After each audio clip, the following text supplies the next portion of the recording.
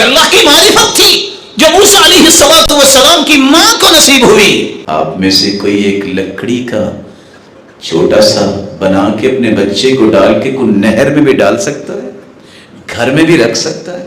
कैसे मां ने बच्चे को लकड़ी का एक बना के उसमें डाल के समंदर के हवाले किया?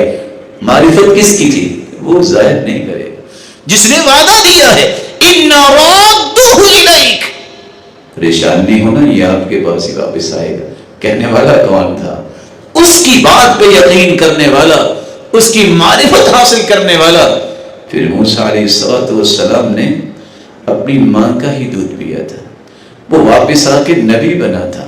ये है वो यकीन की जिंदगी। जब तक रब पर एतमाद, भरोसा, तवक्कुल ना हो, उसकी सही मारिफत ना हो, एक तो वहां दीदार होगा, दुनिया में भी अल्लाह की रहमत और मोहब्बत का दीदार नहीं होगा।